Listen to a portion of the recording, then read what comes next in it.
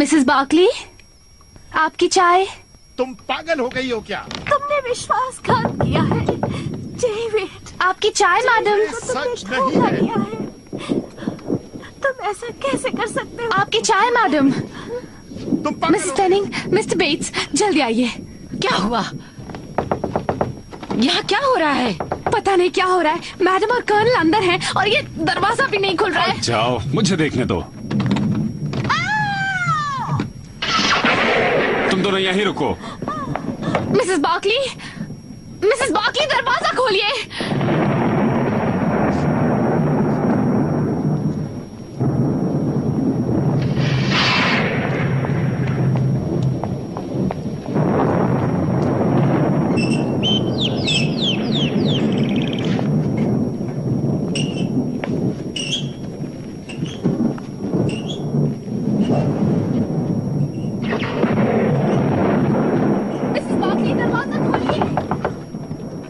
दरवाजा अंदर से भी बंद है, चाबी भी नहीं मिल रही है। मैं डॉक्टर के पास जा रहा हूँ और पुलिस को भी बुलाकर लाता हूँ।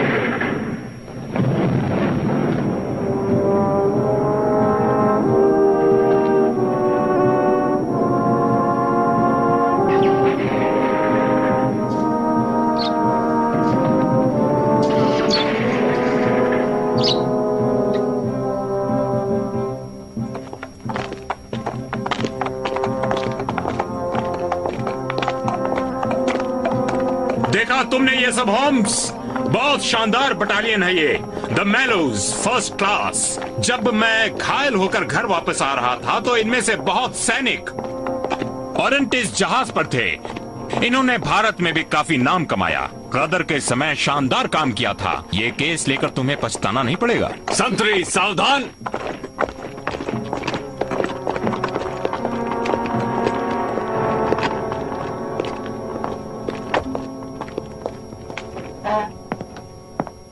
Doctor John Watson, royal Berkshire में मेडिकल ऑफिसर। अब आर्मी से बाहर लोगों का इलाज करता हूँ। Murphy, second in command. हमारे कर्नल की मौत के बाद रॉयल मेलोज का चार्ज कुछ दिनों के लिए मेरे पास है और ये मिस्टर होम्स होंगे।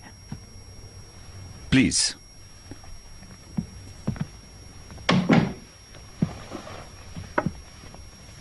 अच्छा हुआ आप दोनों इतनी जल्दी आ गए। ये बड़ी बात नहीं। मैंने होम्स को बताया है कि आपको अपनी रेजिमेंट को अफवाहों से बचाने की कितनी फिक्र है। Thank you. अपनी रेजिमेंट की इज्जत बचाना मेरा काम है। और फिर भी अखबारों को देखकर लगता है कि अफवाहें फैल सकती हैं। बिल्कुल नहीं। देखिए, रिपोर्टर्स को दूर रखने के लिए मैं जो भी कर सकता था वो मैंने किया है और इसी वजह से उनका शक मजबूत हो गया। उन्होंने जो कुछ भी लिखा है उससे तो यही पता चलता है कि उन्हें किसी राज की बू आ गई है। हाँ, लेकिन अब उनका ध्यान दोबारा खींचना तो गलत बात होगी। बिल्कुल। आप समझ रहे हैं हमें आपकी कितनी जरूरत है मिस्टर होम्स?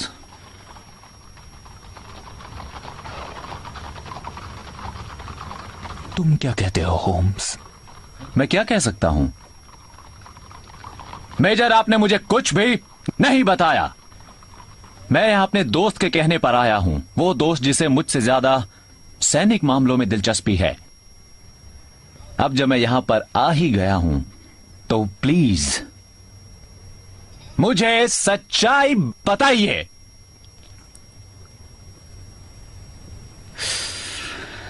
इस रेजिमेंट के commanding officer colonel James Barclay परसों रात अपने विला में रात 10 बजे के करीब मरे हुए पाए गए।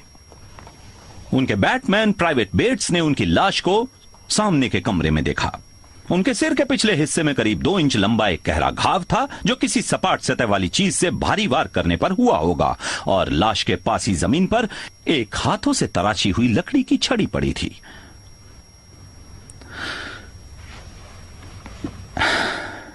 पास के एक सोफे पर बेहोश पड़ी पाई गई नैन्सी मिसेस बार्कले। आगे बताइए मेजर मर्फी। नौकरों को कर्नल और मिसेस बार्कले की जोरदार बहस की आवाजें सुनने के बाद चिंता हुई। उन्होंने कमरे में घुसने की कोशिश की, मगर वो अंदर से बंद था। बेट्स को पीछे वाले बागीचे में जाकर फ्रेंच खिड़कियों से अंदर जाना पड़ा। और उन्हें मिसेस बार्कली पर शक है। जी हाँ, मगर वो ऐसा घिनौना काम नहीं कर सकती। मैं स्वर्गीय कर्नल का कई सालों से सेकंड इन कमांड हूं और नैन्सी बार्कली को अच्छी तरह से जानता हूं। हाँ, क्यों नहीं।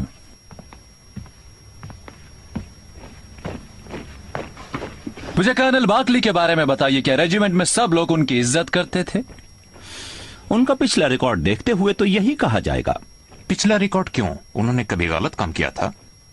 नहीं, मगर रेजिमेंट से बाहर के लोगों को नहीं मालूम कि जिम बार्कली ने अपना करियर उसी रेजिमेंट में एक सिपाही की तरह शुरू किया था। क्या वाकई? एक ही रेजिमेंट में सिपाही से कमांडिंग ऑफिसर तक, ये तो बहुत बड़ी बात है।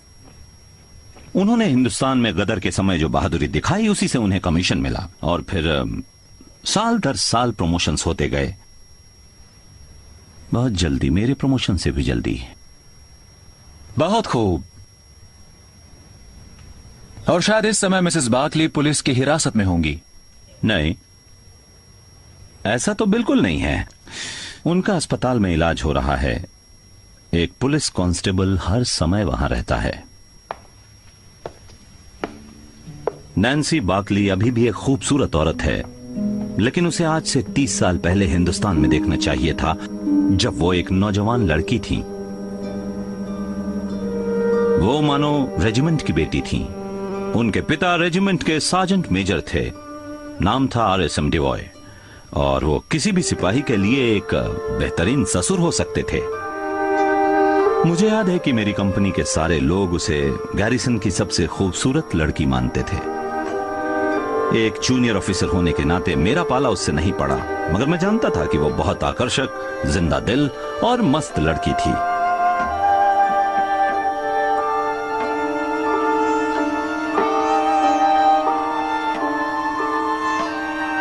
ये बात सबको मालूम थी कि रेजिमेंट में सिर्फ बार्कली ही अकेला नहीं था जो उससे शादी करना चाहता था, मगर आखिर में नैन्सी ने उसी को चुना।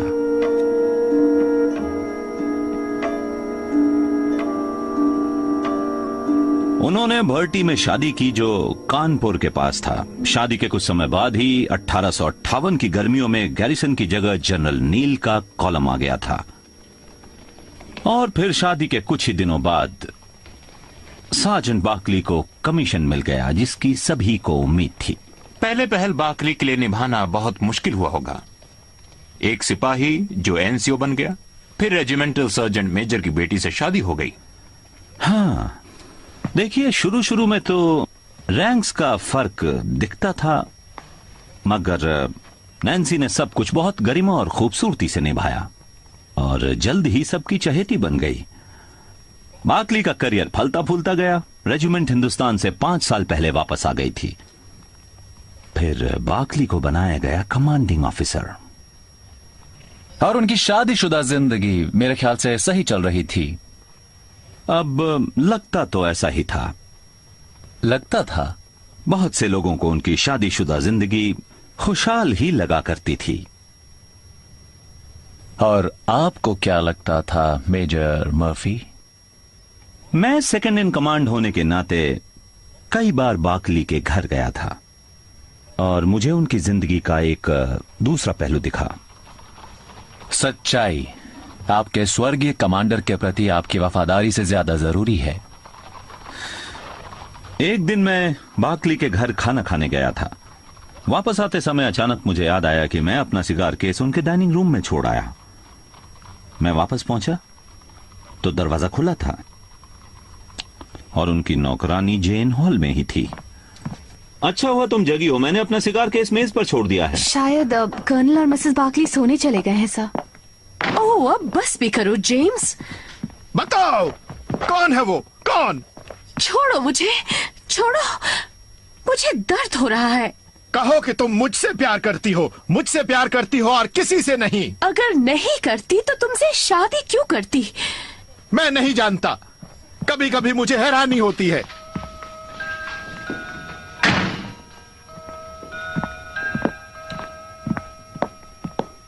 और मेजर मर्फी, बाकली की ये जलन आपके घर छोड़ने के कुछ समय बाद ही नैन्सी पर निकली। मुझे बताइए मेजर, क्या कर्नल बाकली एक हिंसक आदमी थे? कभी कभी वो जूनियर ऑफिसर्स को बहुत कड़ी सजाएं दिया करते थे। ऊपर पहुंचने के लिए उन्होंने बहुत एड़ियां घिसी थी। इसके लिए कठोर तो बनना ही पड़ता है। लेकिन उनको ऑफिसर्स के बीच अजीब सा नहीं लगता था? नहीं, मुझे नहीं लगता, लेकिन उन्हें एक बहुत ही अजीब तरह का दुख था। क्वीन के लिए। क्वीन के लिए।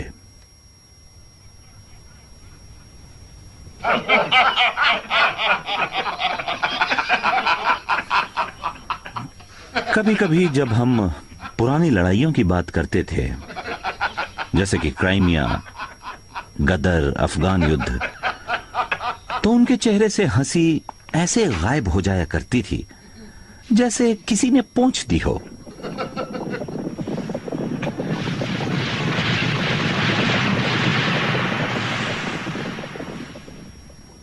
हाँ, लड़ाई में ज्यादा समय रहने से ऐसा हो सकता है। मैंने बादशाह में ऐसे लोग देखे हैं। आपने कहा था कि लाश के पास आपको एक नक्काशीदार लकड़ी की छड़ी मिली थी। कर्नल उसे हिंदुस्तान से लाए थे? नौकरों ने बताया है कि उन्होंने उसे कभी भी नहीं देखा है, और मैंने भी उसे पहले कभी नहीं देखा था। वो तो काफी लंबी थी। और पुलिस ने शायद जांच पड़ताल के लिए उसे अपने पास रख लिया होगा। हाँ, वो मानते हैं कि खून उसी से हुआ है। ओह, तो ये बात है। मेरे ख्याल से अगर हम मिसेस बाकली से बातचीत कर सकें तो ठीक है, नहीं तो उनके घर जाकर ही हम अपनी खोजबीन शुरू करेंगे। पर मिसेस बाकली तो अभी तक बेहोश हैं। मुझे भी लग रहा था।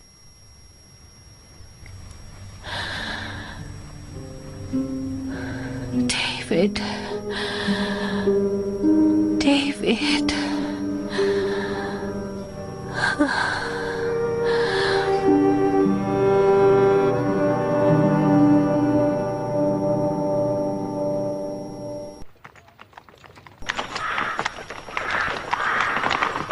होम्स, हो सकता है मिसेस बाकली का कोई प्रेमी हो और कर्नल को पता चल गया हो।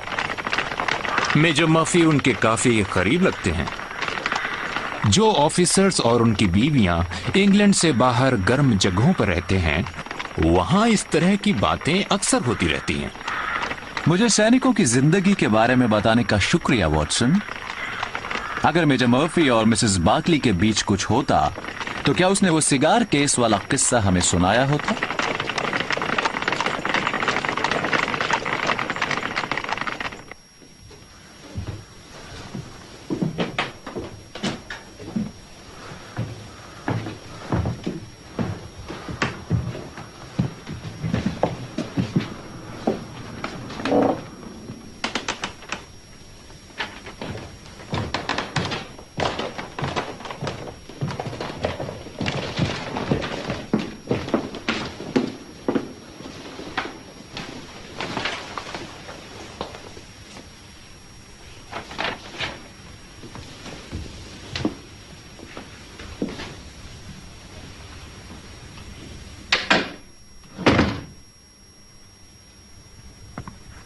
करीब 7:30 बज चुके थे सर, और मैं मेज के पास खड़ी थी।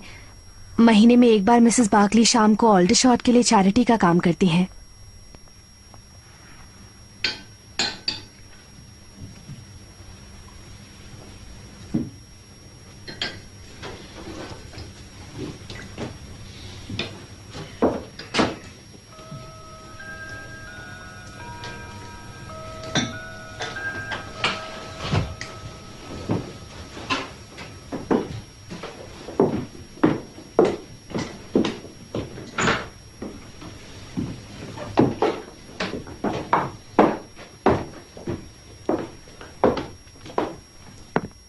तुम इतनी जल्दी में क्यों हो नैन्सी?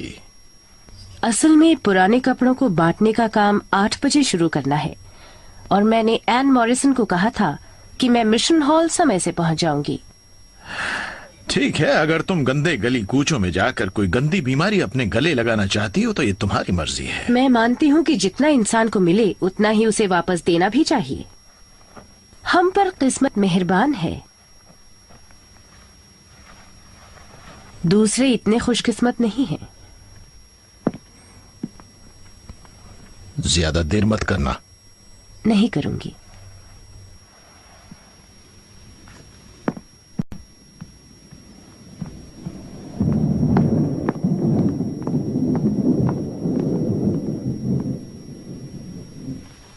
मिसेस बार्कली शायद 9:15 के करीब लौटी थी सर।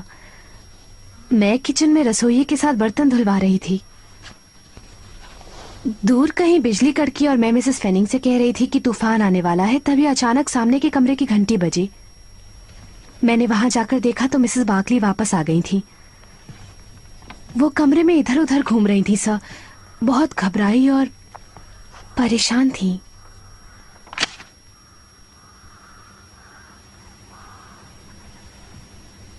चेहरे का रंग उड़ा हुआ था।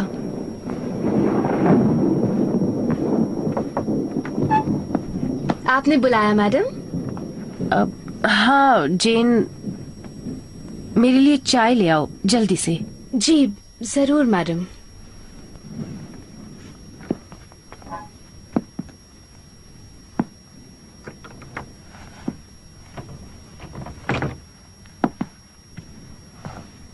जेन, इधर आओ।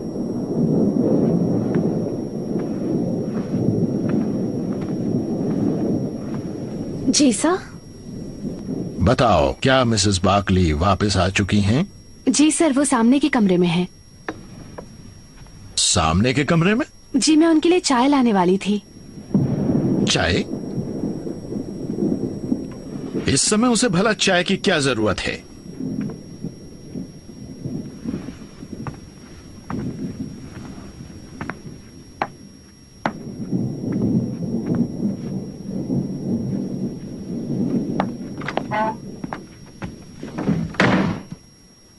और शायद वो आखिरी बार था जब किसी ने कर्नल बार्कली को जिंदा देखा था। जी सर। क्या तुम कोई वजह जानती हो कि रात में उस वक्त मिसेस बार्कली इस कमरे में क्यों आई जबकि यहां आग भी नहीं जली थी? नहीं सर। क्या वो अक्सर कर्नल के सामने आने से कतराती थी? क्या तुमने कभी उन्हें बहस करते देखा था? मेरे सामने तो कभी नहीं सर। जब तुम मिसेस बार्कली की चाय लेकर लौटी तो तुमने दरवाजा बंद पाया और जोर की आवाजें सुनी। उस समय तुमने क्या सुना? वो बहस कर रहे थे सर। मिसेस बार्कली ने कर्नल को कायर कहा। उन्होंने कहा कि तुमने मेरी जिंदगी बर्बाद कर दी है। मिसेस बार्कली ने जोर से डेविड का नाम लिया और ऐसा उन्होंने 2 बार कहा। डेविड? तुमने ठीक से सुना था? साफ साफ सुना था सर। लेकिन कर्नल का नाम जेम्स था। क्या तुमने उससे पहले भी मिसेस बार्कली को यह नाम लेते सुना था? नहीं सर, मुझे नहीं लगता कि वो या कर्नल किसी डेविड को जानते हैं। और मेजर मर्फी को घर में कहते हैं पैट्रिक। क्या हाल ही में कोई मेहमान आया था जिसका नाम डेविड हो? मुझे ऐसा नहीं लगता सर। और वो छड़ी जो कर्नल बार्कली की लाश के पास मिली थी, तुमने पहले देखी थी? नहीं सर, उनके पास हिंदुस्तान की बहुत सी ट्रॉफियां थी लेकिन कोई छड़ी नहीं थी। क्या तुम्हें पूरा यकीन है मिस स्टीवर्ट? जी सर, मुझे नहीं मालूम वो कहां से आई। थैंक यू, अब तुम जा सकती हो। हाँ, एक बात पूछना तो भूल ही गया। मेजर मर्फी एक बार अपना सिगार केस यहां छोड़ गए थे, क्या वो तुम्हें मिला? हाँ सर।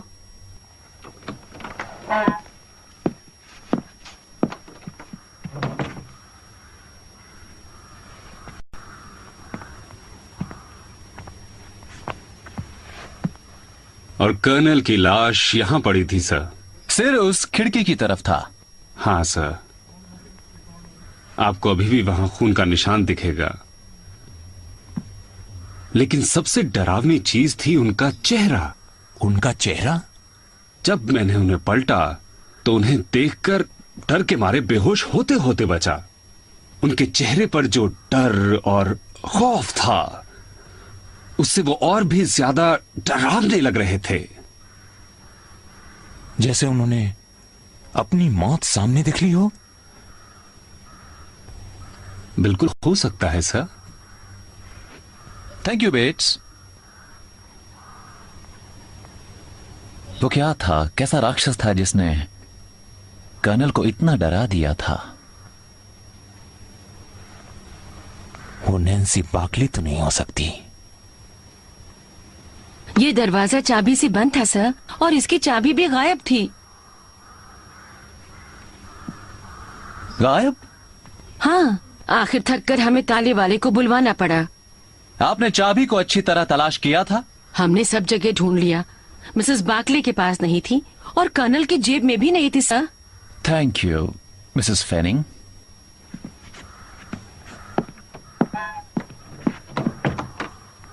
वॉटसन, अगर चाबी दरवाजे में नहीं थी और कर्नल या मिसेस बाकली के पास भी नहीं थी, तो फिर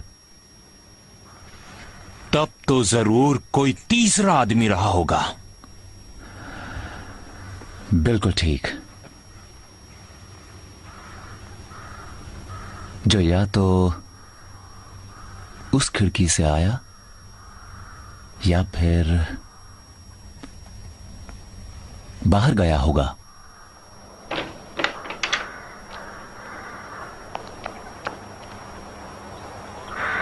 ये बेट्स के पैरों के निशान हैं।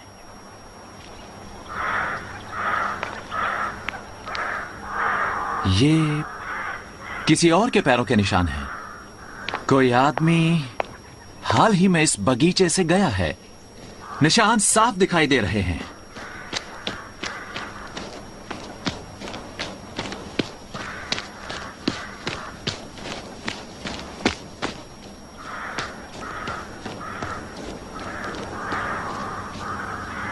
वो उस खिड़की से कूदा और फिर बाहर चला गया। वॉटसन, हम सही दिशा में खोजबीन कर रहे हैं।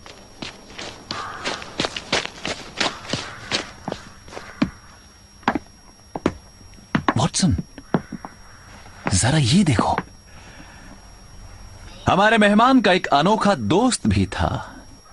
कोई कुत्ता हो सकता है। कभी सुना है कुत्तों का पर्दे पर चढ़ना? तो फिर बिल्ली होगी। ये पंजों के निशान ना तो बिल्ली के हैं, ना किसी बंदर के, और ना ही किसी ऐसे जीव के जिसे हम जानते हैं। पिछले पैरों से लेकर अगले पैरों तक की दूरी है 15 इंच। इसमें गर्दन और सिर की लंबाई जोड़ लें तो ये जीव बन जाएगा करीब 2 फुट लंबा, और अगर दुम हो तो उससे भी ज्यादा। उसके कदमों के बीच की दूरी अजीब है। ये बताती है कि उसका शरीर लंबा था और टांगें छोटी। कुछ स्ट्रोट या विजल जैसा। और हम जानते हैं कि वो मांसाहारी था। तुम्हें कैसे पता चला? तुम्हें मालूम है वो पर्दे पर क्यों चढ़ा? चिड़िया के लिए। सही समझे। पर वो जानवर कौन सा था?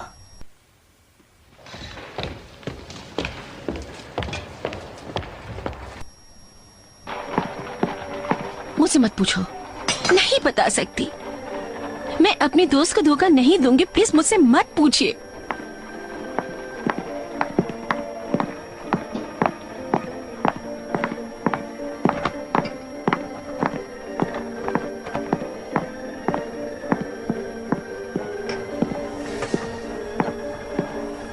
मिस मॉरिसन, जब 2 रात पहले मिसेस बाकली यहां आने के लिए अपने घर से निकली तो बहुत खुश थीं और संतुष्ट भी। 2 घंटे बाद जब वो लौटी तो बिल्कुल बदल चुकी थीं, और अब पुलिस को उन पर खून करने का शक है। आपको अपनी दोस्त की खातिर इतना तो करना चाहिए। आपको मुझे बताना होगा कि उस रात क्या हुआ जिसने उन्हें बदल दिया।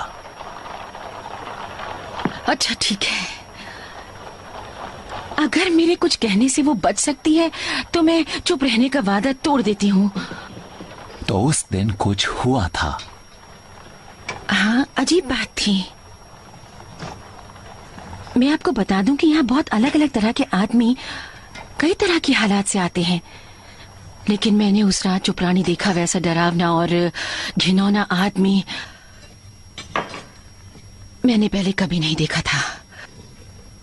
उसकी पीठ पर कुबड़ था, वो लंगड़ा भी था और अपने घुटने झुकाकर चल रहा था। उसका चेहरा बहुत ही काला, झुर्रियों वाला और ऐसा पिचका हुआ था जैसे सूखा हुआ सेब हो। मैंने उस समय सोचा कि इस दुनिया में वाकई कुछ लोग ऐसे हैं जिनके साथ किस्मत ने बहुत ही भद्दा मजाक किया है। वो और भी डरावना और अजीब इसलिए भी लग रहा था क्योंकि उसने एशियाई कपड़े पहने हुए थे।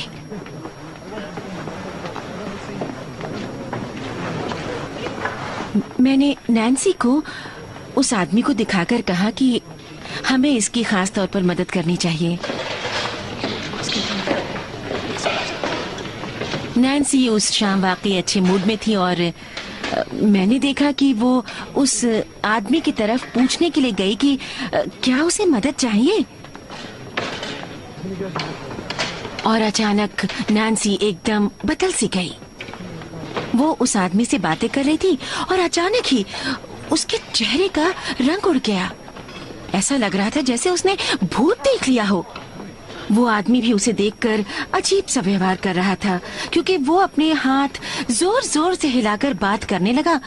और फिर वो दोनों हॉल के एक कोने में चले गए और कुछ देर तक वहाँ बातें करते रहे।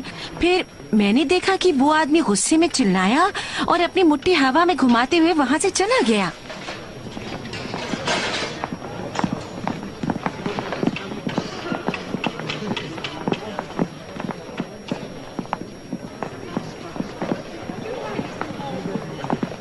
नैन्सी, तुम्हें क्या हुआ? तुम ठीक तो हो? वो अभागा आदमी कौन था? मेरी पुरानी जान पहचान का है, बहुत दुखी है बेचारा। वादा करो एनी, तुम ये बात किसी को नहीं बताओगी? वादा करो। हाँ हाँ, क्यों नहीं, अगर तुम चाहती हो। शुक्रिया। और कौन था वो आदमी? मैंने सोचा था आप यही पूछेंगे। इस अजीब सी घटना के बाद नैन्सी चली गई। जाहिर है मैंने उसके बाद दूसरे लोगों से पूछताछ की। इतने अजीब तरह के प्राणी ने दूसरों का ध्यान भी खींचा था। लगता है वो पुराना सैनिक था जो हाल ही में हिंदुस्तान से लौटा था।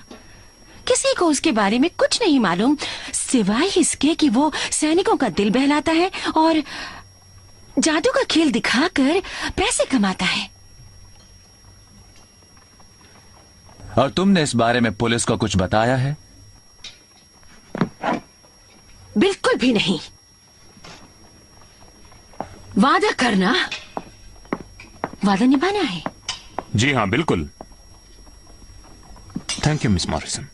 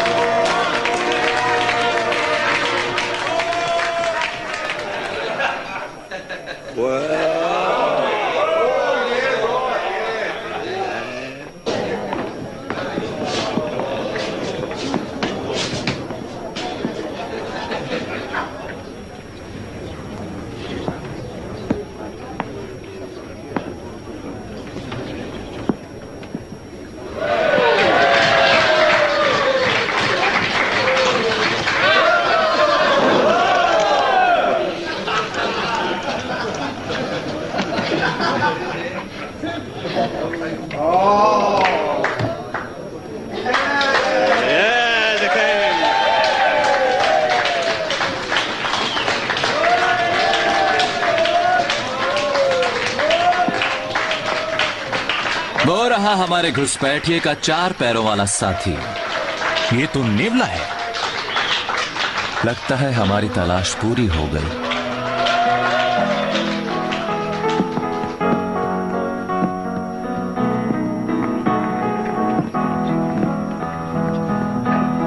मिस्टर हेनरी वुड, शायद आप हिंदुस्तान से आए हैं। क्या मैं आपसे कुछ पूछ सकता हूँ? किस बारे में? कर्नल जेम्स बार्कली की मौत के छोटे से मामले के बारे में।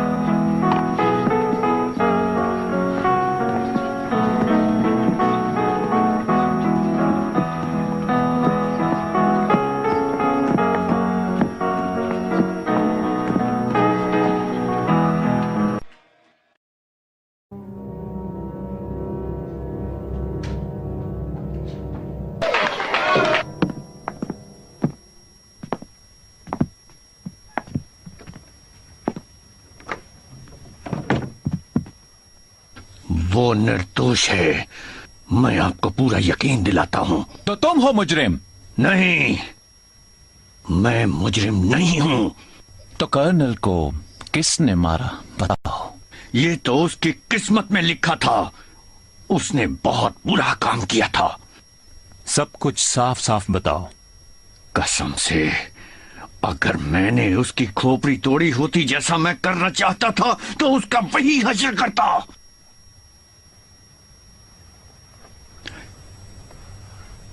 लेकिन मुझे इसकी जरूरत ही नहीं पड़ी। मैं आपको अपनी कहानी बताऊंगा, क्योंकि मैंने ऐसा कुछ नहीं किया जिससे मुझे शर्मिंदा होना पड़े।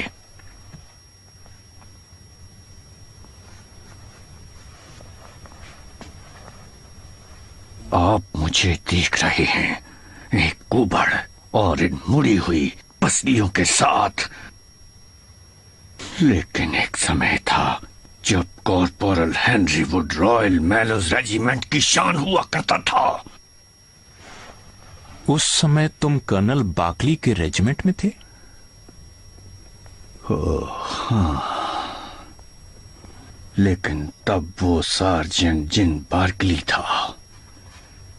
हम एक ही कंपनी में थे और हम दोनों में कुछ और भी एक जैसा था।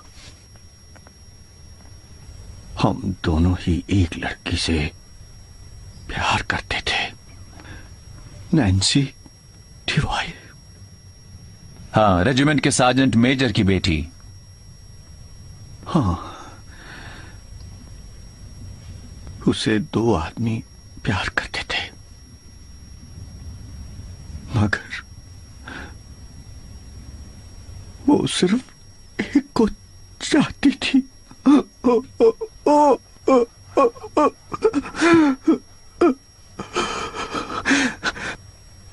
आप लोग मुझ पर हंसेंगे जब आप अपने सामने बैठे इस डरावने से आदमी को ये कहते हुए सुनेंगे कि नैन्सी मुझे प्यार करती थी क्योंकि मैं बहुत खूबसूरत था, बहुत खूबसूरत।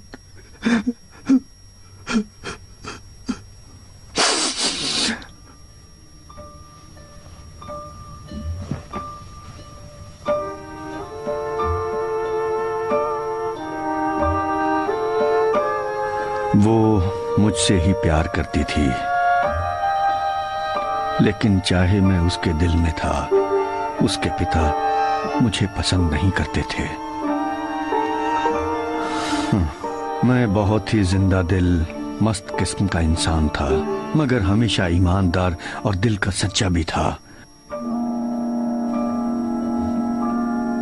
लेकिन नहीं, नैन्सी के पिता चाहते थे कि वो बार्कली से शादी करे, क्योंकि वो गड़बड़ी से खुद को दूर रखता था, हमेशा सही चीजें करता था।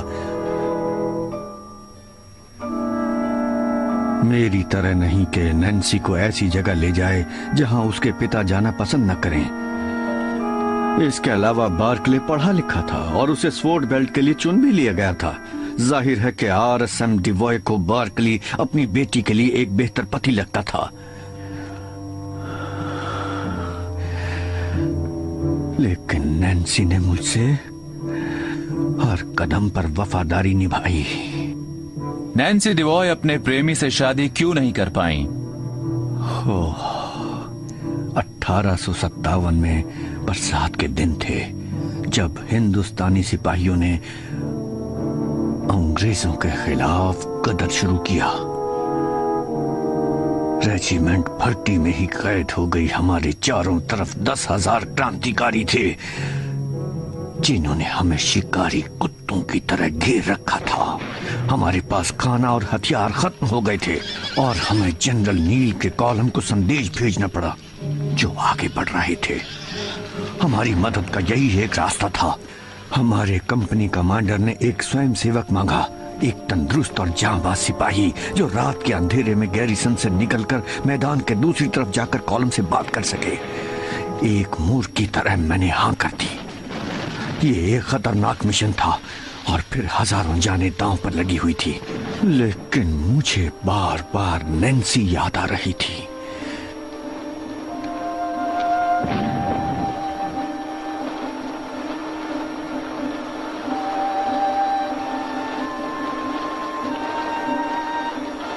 नैन्सी डिवॉय, वो लड़की जिससे मैं प्यार करता था और जो मेरे बदन में हमेशा जिंदगी की सांस फूंकती थी। उससे विदा लेना मेरे लिए बहुत मुश्किल काम था। जब हम एक दूसरे को निशानी दे रहे थे तो मैंने नहीं सोचा था कि मैं उससे 30 सालों के लिए विदा ले रहा हूं। वो सार्जेंट बार्कली था, मेरा दुश्मन, जो उस रात मुझे दुश्मन के इलाके में भेजने के लिए वहां था।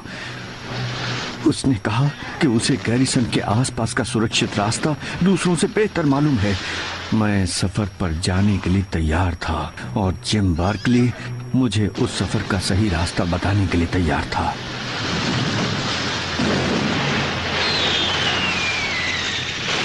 फिर 10 बजे के बाद अपने साथियों की हिफाजत के साथ मैं निकल पड़ा।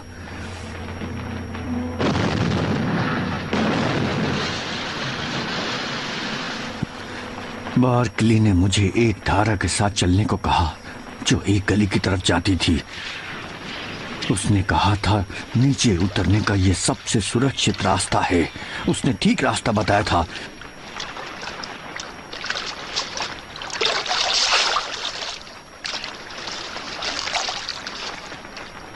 मुझे विद्रोहियों के तंबू की आग और रोशनी दिख रही थी, लेकिन मैं उनके संतरियों की नजरों से बचता बचाता झुकता हुआ बढ़ता रहा और मैंने सोचा कि मैं बच गया हूं।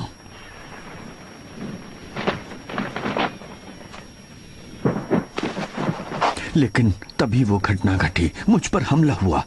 मेरे सिर पर बहुत जोर का वार हुआ और मेरे सामने सब घूमने लगा। जब होश आया तो मैं एक मुर्गे की तरह बंधा हुआ पेड़ से लटक रहा था। बाहों में इतना दर्द था कि लग रहा था जैसे उन्हें उखाड़ने की कोशिश की गई हो। मुझे दर्द की परवाह नहीं थी, मगर मैं अपने मिशन में फेल हो गया था।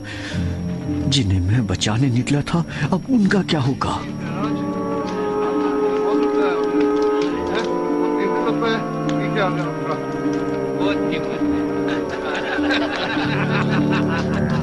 लेकिन मुझे सबसे बड़ा धक्का तब लगा जब मैंने विद्रोहियों की कुछ कुछ बातें समझी।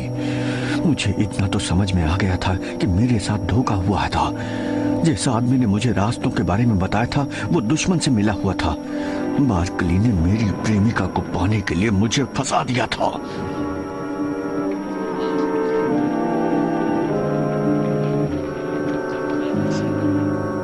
तो आपको जेम्स बार्कली की असलियत पता लग गई?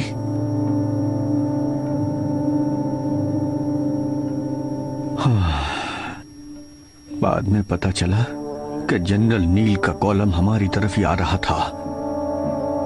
विद्रोही भाग रहे थे। वो मुझे अपने साथ ले गए। यातनाएं दी गई, भागना चाहा, फिर यातनाएं मिली। हाँ। और कई सालों के बाद मुझे एक गोरा चेहरा दिखाई दिया।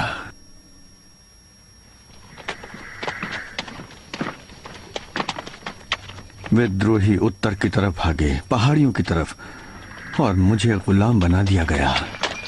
मुझे एक जानवर से भी बदतर हालात में रहना पड़ा और मेरे बदन की एक एक हड्डी तोड़ दी गई।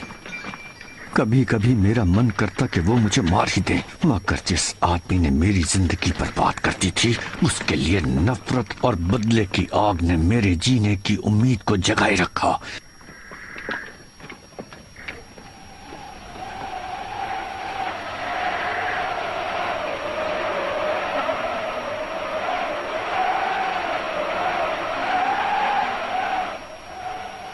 एक दिन अफगानी कबीले के कुछ आदमियों ने उन लोगों को मार दिया। उन्होंने मुझे भी मरने के लिए छोड़ दिया, मगर किसी चमत्कार से मैं जिंदा रह गया।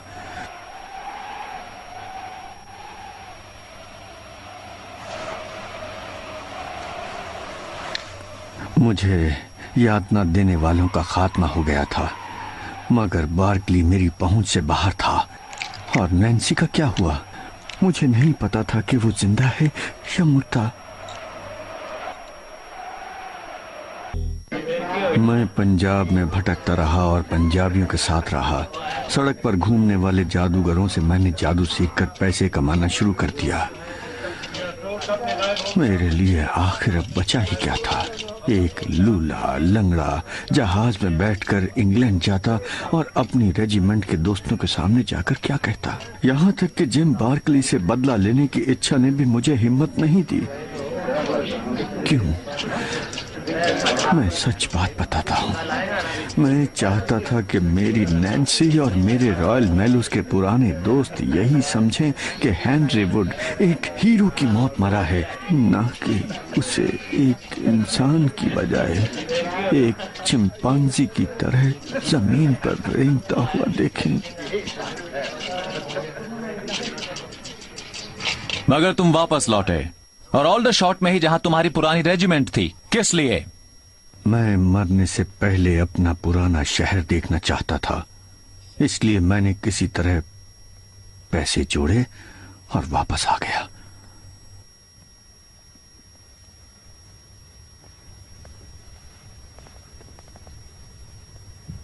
मुझे नहीं मालूम था कि रेजिमेंट यहां एल्टरशॉट में है। मैं तो सैनिकों का साथ चाहता था। मैं उनके बीच जाकर उनका मनोरंजन करके अपने लिए पैसे कमा सकता था। मैं अब बार्कली को नहीं मारना चाहता था। बदले की आग हल्की हो गई थी।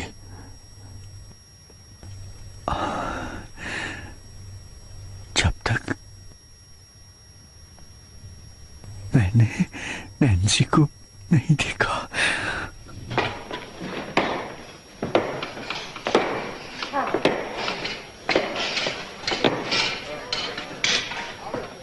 मैंने सोचा कि मैं कुछ अंग्रेजी कपड़े ले लेता हूँ।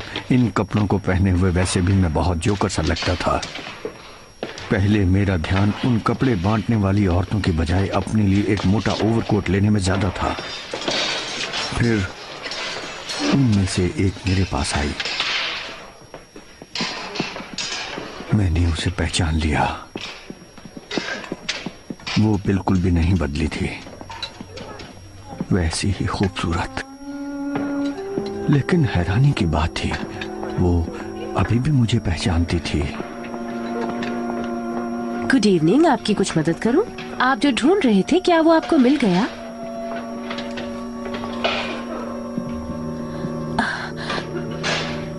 माफ कीजिए, मुझे लगा। नैन्सी, ये मैं ही हूं। हैरी, मुझे डरो मत। मुझे लगा तुम 30 साल पहले मर चुके हो। मर ही गया होता तो तुम मुझे ऐसी हालत में कभी नहीं देखती।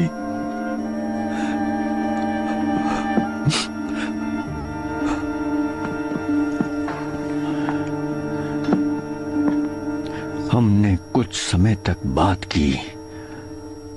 मैंने उसे अपनी कहानी बताई। मुझे उसे नहीं बताना चाहिए था कि उसका पति धोखेबाज है, मगर मेरे मुंह से सारी बातें निकल गई।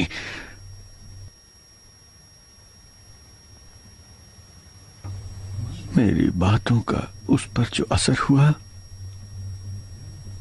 वो मैं नहीं देख सका और बाहर आ गया।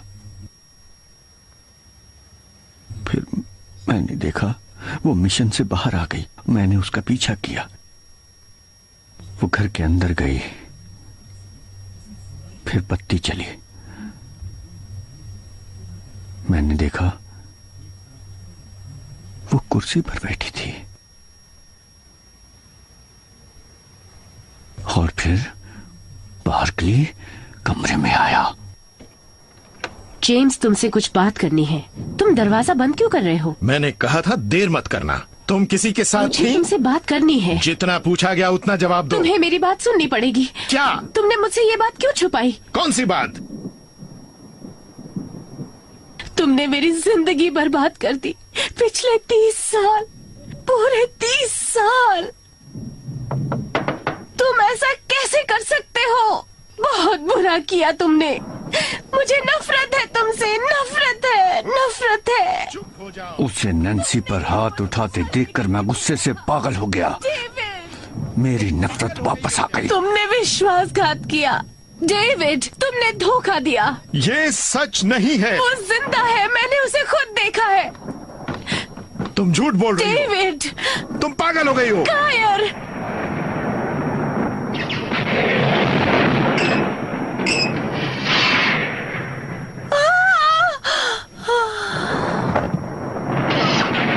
मैंने किसी आदमी को पहले कभी इतना डरा हुआ नहीं देखा था।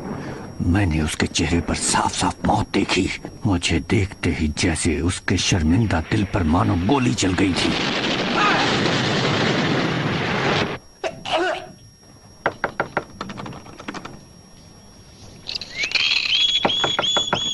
वो जंगले पर गिरा, लेकिन गिरने से पहले वो मर चुका था।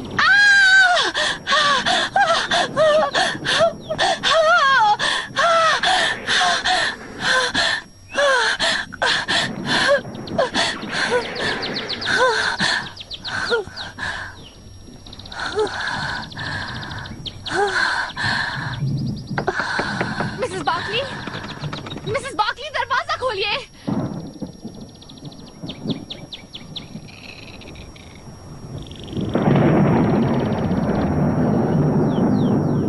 मैंने नैन्सी के हाथों से चाबी ले ली कि दरवाजा खोलकर नौकरों को बुला लूंगा, लेकिन फिर मैंने सोचा कि वहां से निकल जाना ही अच्छा है, क्योंकि लोग मुझे गलत समझ लेंगे। जल्दी में मैंने चाबी अपनी जेब में रख ली और टेडी को पकड़ने भागा जो पर्दे पर चढ़ गया था। टेडी,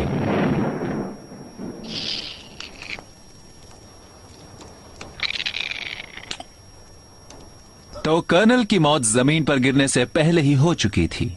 सदमे से दिमाग की नस फट गई होगी। मिस्टर वुड, अगर शव परीक्षक ने भी यही फैसला किया तो मिसेस बार्कली नैन्सी छोड़ दी जाएंगी।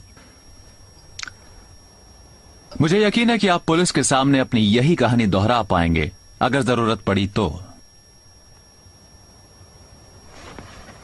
मिस्टर होम्स, नैन्सी कैसी है? वो हॉस्पिटल में हैं और मेरा मानना है कि थोड़े ही दिनों में वो ठीक हो जाएंगी। ईश्वर का शुक्र है।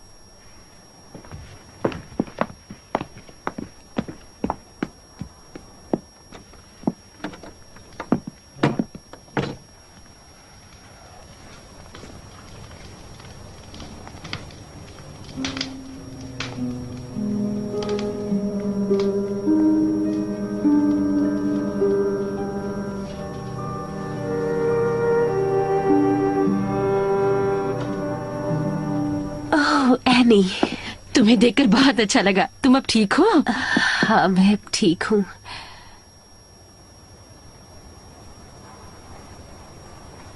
होम्स, सिर्फ एक बात मुझे समझ में नहीं आई।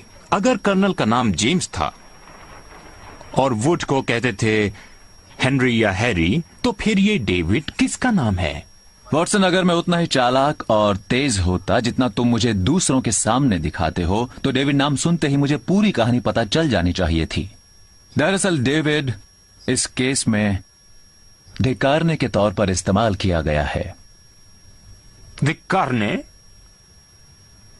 तुम्हें याद होगा कि कैसे किंग डेविड ने हिटाइट यूराया को लड़ाई में मरने के लिए भेजा था ताकि वो उसकी प्रेमिका बाथशीबा को हथिया ले।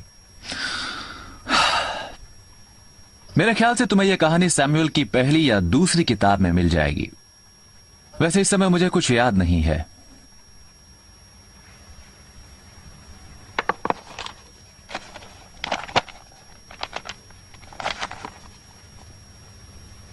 तुमने ठीक कहा होम्स।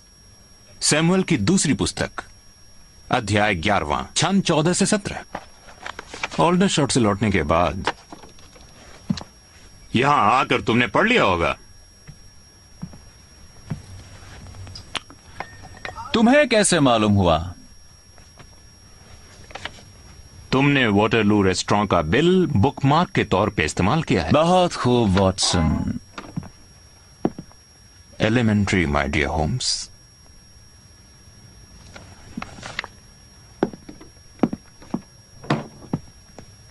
Good night Holmes.